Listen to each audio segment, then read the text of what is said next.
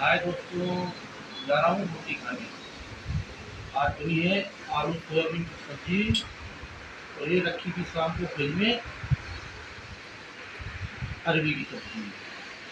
मिर्च का अचार है, नमक है। ये देखो सारी रोटी में खाने के बाद सुस्त हो जाऊँगा। नाइट ड्यूटी नहीं दिया है, नाइट ड्यूटी किया है हमने।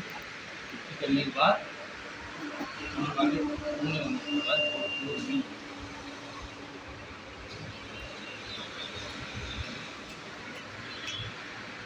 नमक का भाई नमक का।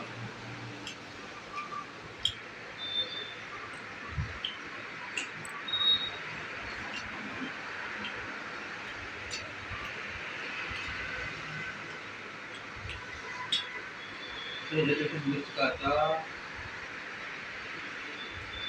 गर्मा गर्म रोटी,